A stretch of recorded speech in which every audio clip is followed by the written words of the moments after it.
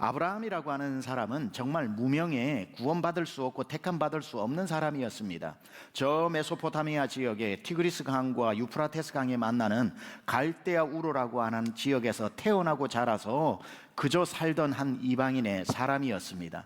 그의 아버지 데라는 거기에는 정말 우상천지였기 때문에 신상을 만들어서 제단에 바치던 우상을 제조하는 비즈니스를 하던 아버지였고, 그의 아들이었던 아브라함은 당연히 태어나서부터 자라면서 아버지의 가사일을 돕는, 또한 우상을 만들던 사람 중에 한 사람이었던 것은 뻔한 사실입니다. 이런 차원에서 보자면 하나님께서 아브라함이 이뻐서 부르신 건 아닐 겁니다. 무슨 아브라함에게 공로가 있어서 부른 것은 아닐 겁니다. 아브라함을 왜 그 많은 이 세상의 많은 사람 중에 한 사람을 택하여 믿음의 조상으로 세우고 싶었는데 그 사람이 아브라함이었을까를 생각해 보면 아브라함이어야 하는 이유는 한 가지도 없었다는 겁니다. 그래서 왜 아브라함을 택했냐고 누군가 물어본다면 우리가 대답할 수 있는 한 가지는 뭐라고요? 그냥이라고 밖에는 말할 수가 없는 거죠. 그냥이 가장 큰 은혜입니다. 이유가 있으면 공로고 이유가 없으면 은혜 아닙니까? 아브라함은 하나님의 부르심을 받고 드디어 자기의 정든 고향을 떠나게 됩니다. 소위 말해 믿음의 여정을 시작하게 된 거죠. 떠나는 이에게, 여행을 떠나는 이에게, 다른 곳으로 이민을 가는 이에게 가장 큰 두려움은 무엇일까요? 오늘 본문에 보면 아무렇지도 않게 보이지만 정말 무시무시한 단어 하나가 나옵니다. 오늘 본문에 나오는 무시무시한 그 단어가 뭐냐면 보여줄 땅이라는 단어입니다. 만약에 정해져 있다면, 보여준 땅이라면 갈만해요. 여행자에게, 가장 길을 떠나는 사람에게 무시무시한 단어는 뭐냐면 보여줄 땅입니다. 그러니까 어디로 가야 할지 모른다는 거예요. 내가 오늘은 어디로 가야 되고, 오늘은 아침마다 일어나서 하나님께 물어야 되고, 좌로 가라면 좌로 가야 되고, 우로 가라면 우로 가야 되고, 계속 우좌 해서 가다 보니 하나님 저곳으로 가라고 하시나 보다 감 잡을 때쯤이면 좌로 가라 그러고, 보여줄 땅으로 간다는 것은 길을 떠나는 사람에게는 가장 무서운 단어입니다. 이것에 대해서 히브리서 11장에도 다르게 이렇게 표현하고 있죠. 믿음으로 아브라함은 부르심을 받았을 때에 순종하여 장래의 유업으로 받을 땅에 나아갈새, 여기 뭐라고 나옵니까? 갈 바를 알지 못하고 나아갔으며, 정말 무서운 단어입니다. 갈 바를 알지 못하고 간다. 무슨 일을 도대체 당할지, 내가 오늘은 어느 주인의 땅을 지나가야 할지, 어느 나라 국경을 넘어가야 할지, 어떤 도적을 만나고 어떤 마적을 만나고 어떤 화적을 만나고 목숨이 위태위태하면서 가야 하는 길이 갈 바를 알지 못하고 보여줄 땅으로 가는 사람의 신세라는 겁니다. 근데 우리는 여기서 이걸 알아야죠. 하나님이 어떤 분이신가를. 하나님은 그렇게 보내실 때 아브라함을 그저 무작정 벼랑에서 떠밀듯이 아무 대책 없이 보내시는 분이 아니라는 것을 알아야 됩니다. 여러분, 하나님이 여러분에게 무엇을 작정하시고 일을 하실 때에 여러분에게 안 보여주신 것이지 하나님께 계획이 없는 게 아닙니다. 여러분에게 다 말씀하지 않으신 거죠. 왜? 사람은 다 말해주고 나면 다 안다고 하나님 없이 자기가 해보려고 하니까 조금씩. 그래서 성경에서 시편 119편에 주의 말씀은 가로등이라 하지 않았죠. 주의 말씀 내 발의 등이요 내 길의 빛이라고 그래서 한 발 한 발 갈 때에 인도해서 그것만 신뢰하고 가다 보면 그 어두운 밤길도 하나님이 원하시는 목적지로 가게 될 줄 믿습니다. 그 먼 길을 떠나는 아브라함을 안전하게 지켜줄 하나님이 주신 보호장치는 무엇일까요? 바로 3절인데 같이 한번 읽어보겠습니다. 시작. 너를 축복하는 자에게는 내가 복을 내리고 너를 저주하는 자에게는 내가 저주하리니 땅의 모든 족속이 너로 말미암아 복을 얻을 것이라 하신지라. 너를 만나는 사람이 너에게 잘 대해주면 내가 그를 잘 대해줄 것이고, 그가 무서운 얼굴로 너를 죽이겠다고 저주해도 두려워하지 마라. 저주하는 그 저주가 그 사람에게로 돌아가게 할 것이다. 너에게 후대하는 자는 내가 후대해주고 너에게 홀대하는 자는 내가 홀대해 줄 것이며 너에게 복을 빌어주는 자는 내가 그 복을 그 사람에게도 나누어 줄 것이고, 너를 저주하는 자에게는 그 저주가 네 정수리로 돌아오지 않고 그 사람 정수리로 돌아가게 할 테니까 걱정하지 말고 그냥 네 갈 길 가. 내가 옆에 있는 사람 다 정리해 줄게, 이 말입니다. 와, 이게 얼마나 큰 복입니까?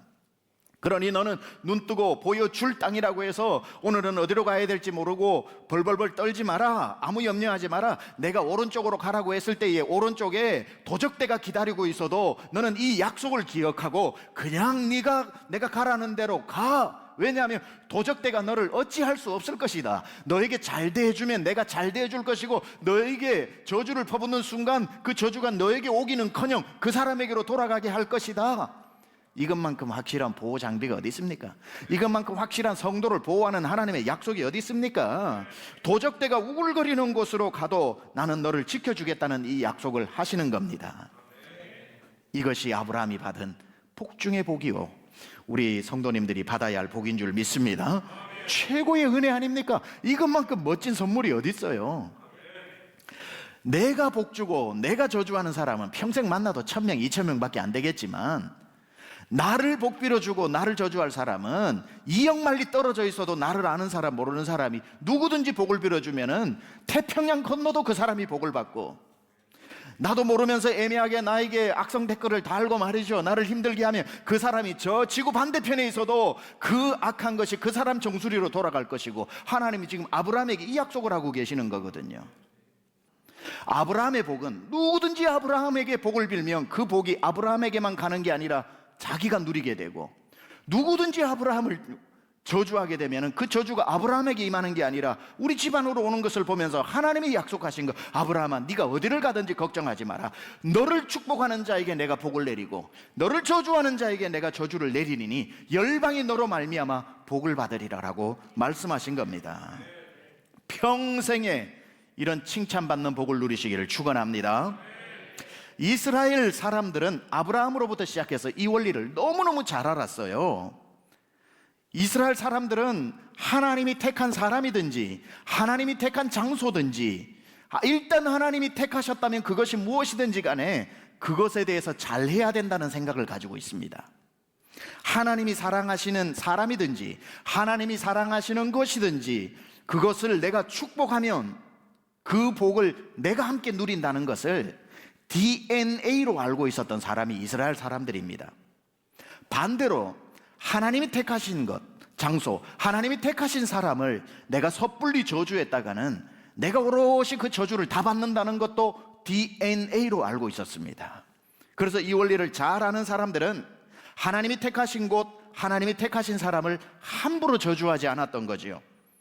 여기에서 우리의 궁금증이 풀립니다. 왜 다윗이 큰 미운 사울을 저주하지 않았는지를 알게 되죠. 다윗은 알았던 겁니다. 그 저주는 사울에게 가는 것이 아니라 자기에게 온다는 것을 알았기 때문에 어떤 순간에서도 기름 부은 사울을 그의 손으로 저주하지 않았던 것은 다윗의 인품이 훌륭해서 그럴 수도 있지만 이게 이스라엘 사람들이 가지고 있는 일반적인 생각이었던 거지요. 이것은 사람에게만 해당되는 것이 아니었습니다. 장소도 그래요. 예루살렘 위에 시온산이 있죠. 시온산을 보면서 사람들은 시온산이라고 말하기도 하고 그 전체를 뭉뚱그려 예루살렘이라고도 이야기했는데, 예루살렘 도시에 세워진 시온산은 하나님이 택하신 곳이고 하나님의 성전이 있는 곳이기 때문에 사람들은 그 어떤 일이 있어도 그 예루살렘과 시온산을 저주하지 않았다는 거예요. 왜냐하면 그들은 알았던 겁니다. 저주하면 그 저주가 저 산으로 가는 게 아니라 나에게 온다는 것, 축복하면 그 축복이 저 성전으로만 갈 뿐 아니라 그 복을 내가 함께 누린다는 것을 알았기 때문에 시편 122편 6절을 그들은 금과 옥조로 알고 있었던 거죠. 같이 한번 읽어볼까요? 시작. 예루살렘을 위하여 평안을 구하라. 예루살렘을 사랑하는 자는 형통하리로다. 그냥 이게 이 이스라엘 민족의 DNA로 박혀 있었다니까요. 예루살렘을 위하여 평안을 구하라. 그러면 예루살렘이 복받을 것 같죠? 예루살렘이 복받을 만하면 복받는 거고요, 예루살렘에게 그 복을 하나님이 주기를 원치 않으면요 그 복이 나에게로 온다니까요. 그래서 예루살렘을 위하여 평안을 구하라. 예루살렘을 사랑하는 자는 형통하리로다. 이스라엘 사람들은 이걸 다 알았던 거예요. 이걸 가장 잘 알았던 사람 중에 한 사람이 우리가 잘 아는 다니엘입니다. 다니엘은 성전이 보이는 곳에 살지 않았습니다. 성전이 보이는 곳에 사는 사람이 성전을 축복해야만 그 복을 받는 게 아니더라고요. 2억 마일리 바벨론의 포로로 잡혀가서 거기에서 포로로 살아가면서도 다니엘은 하루에 3번씩 마음의 성전 예루살렘을 향해서 창문을 열어놓고 무릎을 꿇고 기도하면서 예루살렘을 위해서 기도했던 거지요. 성전을 위해서 기도했던 거지요. 복을 빌어주면서 성전이 재건되기를 원하면서 기도했던 거지요. 그러니까 그 복이, 다니엘이 기도했던 복이 예루살렘 성전으로 임한 것이 아니라 그대로 예루살렘 성전은 돌 위에 돌 하나도 세워지지 않고 지금 황폐하게 되어 있을지라도 복을 빌어주었던 이역만리의 다니엘이 그 바벨론 땅에서 총리가 되지 않습니까? 우리는 요셉만 바로 나라에서 총리가 됐다는 걸 생각하는데 다니엘도 총리가 된 사람입니다. 성전을 향해 마음의 성전, 성전이 보이면 눈으로 축복하고 보이지 않는 곳에 살면 마음으로 축복하면서 살았던 다니엘이었는데, 하나님은 다니엘이 있는 그 현장에서 은혜와 복을 주시면서 이 시편 122편의 약속을 성취하시는 겁니다. 목사님, 성전도 복을 빌만해야 빌지 늘 문제가 많은데 무슨 복을 빕니까? 라고 하시는 분은 아까 다니엘 이야기를 기억하세요. 지금 다니엘이 복을 빌어주고 있는 성전은, 예루살렘에 있는 성전은 죄로 말미암아 하나님께 심판받은 성전입니다. 다 무너져버린 성전입니다. 그게 어떤 성전이냐는 것을 말하는 게 아니라, 다니엘이 그럴지라도 그 성전을 향해 하나님 다시 성전을 세워주시고, 하나님이 성전에 하나님의 영광이 임하게 하시고, 하나님 그 성전을 다시 일으켜 달라고 하는 그 마음을 보시더라는 거예요. 성전의 상태를 보시는 게 아니라 성전을 향한 다니엘의 마음. 저는 교회를 다니면서 자기가 다니는 교회를 욕하는 사람을 아직 잘 이해를 못하겠습니다. 자기가 다니는 교회를. 목회자도 마찬가지예요. 자기가 목회를 하면서 성도를 자꾸 어디를 가면 얘기하는 목회자들도 이해가 안 되고요. 좋아도 칭찬해야 되고 서운해도 칭찬해야 되고 밖에 가면 칭찬해줘야지. 아니거든요. 그리고 성도도 마찬가지입니다. 매주 교회를 다니면서 자기가 소속되어 섬기고 은혜 받는 교회를 욕하는 성도도, 목회자도 이해 안 되고 성도도 이해가 안 돼요. 저는 아직까지 교회를 다니면서도 그냥 입에 이놈의 교회가 붙어있는 사람들이 얼마나 많은지 모릅니다. 온갖 흉을 보면서 다니는 사람들이 있습니다. 100번 좋게 해석을 해서 안타까운 마음에서 그러겠거니 생각하지만, 그런 교회를 향한 자기도 모르는 저주에 가까운 단어들이, 그 저주와 험담이 몸에 배어있는 사람들이 있어요. 그 모습을 남들은 못 듣는지 모르지만 복을 주고 거두시는 하나님이 다 듣고 계신다는 것을 알면 그럴 수가 없는 거거든요. 너의 복이 너에게로 돌아오고 너의 저주가 너에게로 돌아온다는 것이 사실로, 하나님의 말씀이 1.1핵도 오류가 없는 사실인 말씀이라고 믿는다면 정말 그럴 수 있을까 싶은 마음 드는 겁니다. 성도는 마땅히 교회를 자랑스러워하고 성도를 서로 축복하고 할 수만 있다면 칭찬하시기를 축원합니다. 제가 지난 수요 새벽기도 때도 설교를 하고, 어제 목자 큰 모임에서도 또 설교를 하면서 같은 말을 반복했지만 오늘 또 반복을 하는데, 하나님이 이렇게 3번을 걸쳐서 똑같은 주제를 주셨기 때문에 정말 은혜로운 교회, 정말 부흥하는 교회, 정말 하나님이 쓰시는 교회 가보면 공통점이 있는데, 저번에도 한번 설교했죠. 엄지가 많이 보이는 교회라고. 엄지가 많이 보이는 교회는 마귀가 틈탈 수도 없어요. 얘기하는 거예요. 누가 한 명 교회 시찰하고 온 귀신들끼리 얘기하는 거예요. 그 교회 가보니까 엄지가 많이 보이더냐, 검지가 많이 보이더냐. 야, 그 교회는 틈도 타지 마라. 엄지 천지더라. 엄지 왕국이더라. 그냥 성도들이 장로님 보면 장로님하고는 그냥 엄지척, 권사님하고 엄지척, 우리 원로 장로님들은 시무 장로님들 보고 엄지척, 우리 시무 장로님들은 원로 장로님들 보고 엄지척, 그리고 우리 장로님들은 젊은 집사님들 보고 엄지척. Two thumbs up. 그냥 엄지만 춤추고 다니는 교회, 마귀가 어떻게 와요? 그런데 갔다 와보니까 야, 출동하자. 왜? 그 교회는 검지밖에 없더라. 검지밖에 없. 네 때문이다. 저 사람 때문이다. 저 사람만 없으면 해서 검지 천국이더라 하는 순간 마귀의 놀이터가 되는 겁니다. 칭찬하는 교회, 서로 세워주는 교회, 서로 복 빌어주는 교회는 하나님께서 반드시 사용하시고 역사하실 줄 믿습니다. 우리 교회는 절대로, 어제도 목자들한테 얘기했는데, 검지는 코팔 때만 쓰라고 그랬어요. 코팔 때만 쓰고 나머지는 절대로 검지를 사용하지 마라. 언제나 하나님이 나에게 주신 교회는 목사든 성도든 섬길 때 기쁨으로 섬기고, 늘 무릎 꿇고 기도하면 목사도 성도도 하나님 우리 교회를 축복해 주세요, 하나님 우리 교회에 복을 주세요, 하나님 우리 교회를 사용해 주세요 하면서 늘 복을 빌어주는 성도 되시기를 축원합니다. 왠 줄 아세요? 그 복이 우리 교회가 받을 만하면 우리 교회로 임할 것이고, 우리 교회가 부족한 거 있으면 하나님이 우리 교회를 야단도 치시겠지만 빌어준 그 복은 빌어준 그 성도에게는 그게 간다는 거예요. 빌어준 복이 받을 만하면 그에게도 가고 나에게도 오겠거니와, 그에게 하나님이 주시기를 원치 않는다면 그래도 빌어준 그 사람에게는 그 복을 거두지 않겠다고 하셨기 때문에 언제나 성도는 그렇게 칭찬하는 사람 되어야 합니다. 나라를 자꾸 저주해 보세요. 나라를 자꾸 저주해서 나라가 못 살게 되면 고통은 백성들이 짊어지는 겁니다. 그래서 나라를 위해서 기도하는 것, 우리 대표 기도자들 올라오셔서 우리 장로님들도 대표 기도자들도 기도할 때 나라를 위해 기도하시는 것 너무너무 잘하는 일입니다. 늘 나라를 하나님 사용해 달라고 그러고, 이 나라 이 민족을 하나님 성서한국, 통일한국, 성교한국으로 삼아 달라고 그러고, 위정자들에게 은혜를 내려 달라고 그러고 하는 이 나라를 축복하는 기도가 얼마나 중요한지 모릅니다. 왜냐하면 나라가 부강하고 잘 살아야 백성들이 잘 사는 것이지요. 교회를 다니면 교회를 축복하고, 학교를 다니는 학생들은 늘 학교를 가면서 학교를 저주하지 말고 학교를 축복하고, 부모들은 자녀를 축복하고, 자녀들은 부모를 축복하고, 만나는 사람마다 축복하는 여러분 되시기를 바랍니다. 자, 다시 아브라함의 이야기로 되돌아갑니다. 갈대아 우르에 살고 있는 아브라함을 불러내신 하나님께서 아브라함의 의사와는 아무 상관없이 그에게 일방적으로 내가 너에게 복 주겠다라고 말씀하시면서 세 가지 복을 약속하셨는데, 그 세 가지 복을 요약하면 이거죠. 내가 너로 큰 민족, great nation, 큰 민족을 이루게 해주겠다. 이게 첫 번째 약속. 두 번째는 뭐냐면 내게 복을 주겠다. I will bless you. 너를 복을 주겠다. 세 번째, 너의 이름을 창대하게 하겠다. I will make your name on high. 너의 이름을 높이 높이 들게 해주겠다. 너의 나라를 강성하게 해주겠다. 너에게 복을 주겠다. 너의 이름을 창대하게 하겠다라고 말씀하셨는데, 여기에 주어가 누굽니까?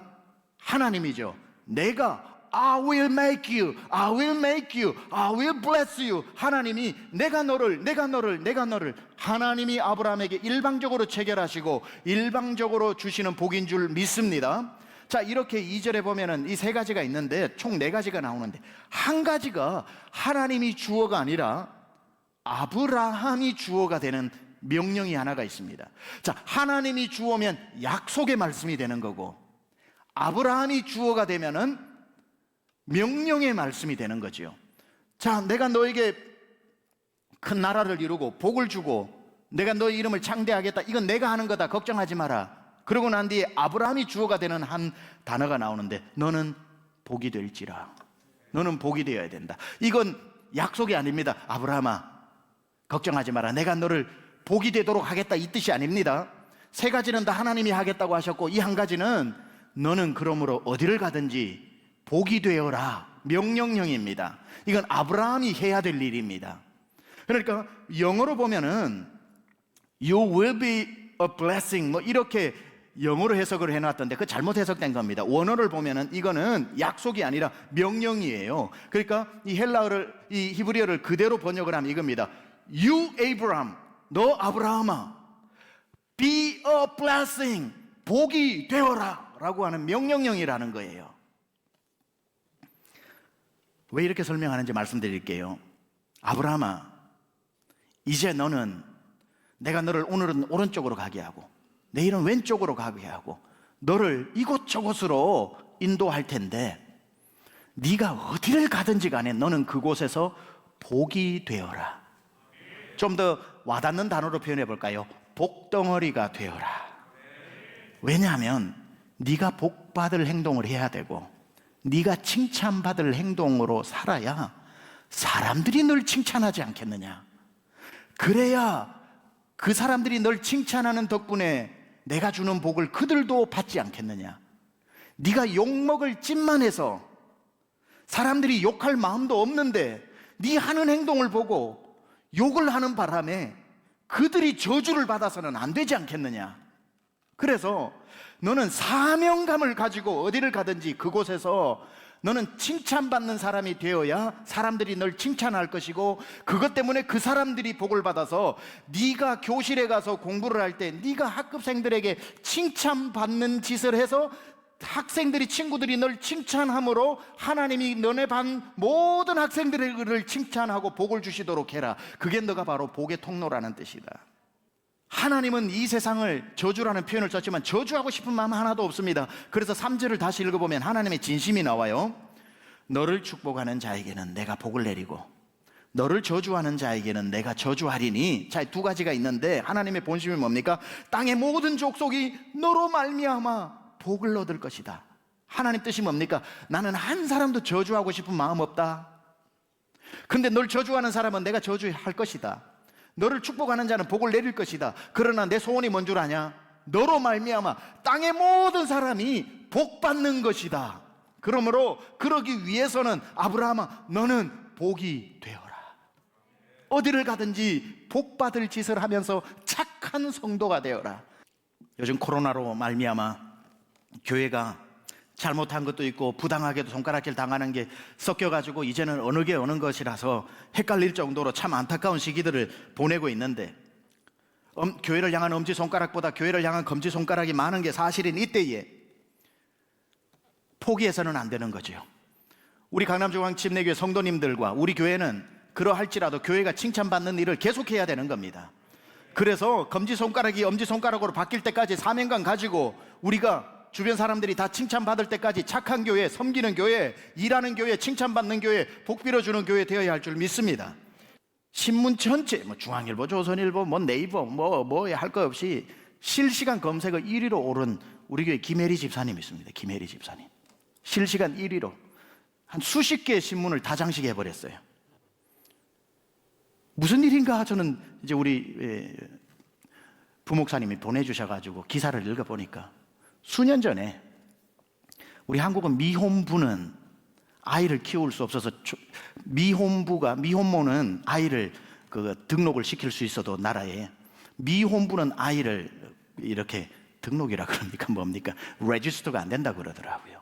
그러니까 이 아이를 유치원도 못 보내니까 이 미혼부 아빠가 그냥 고시원에서 살면서 이 아이를 들추었고 식당에서 설거지를 하고 택배 일을 하면서 그 국회 앞에서 1인 시위를 하면서 미혼부도 자녀 양육권을 달라. 저는 그게 안 됐다는 게 놀랐는데 미혼부도 달라라고 하는 1인 시위를 보고 우리 교회 김혜리 집사님이 그분에게 직접 전화를 해가지고 그 안타까운 이야기를 해서 6개월 동안 그 아이를 키워준 겁니다. 집에서 6개월 동안 키워줬는데 아무도 그 사람도 혹시나 누가 될까 얘기를 안 하고 김혜리 집사님도 당연한 거라서 얘기를 안 했는데 6년 7년 지나가지고 그때 일을 이분이 이야기해 줌으로 말미암아 이 미담이 드러나게 된 거예요.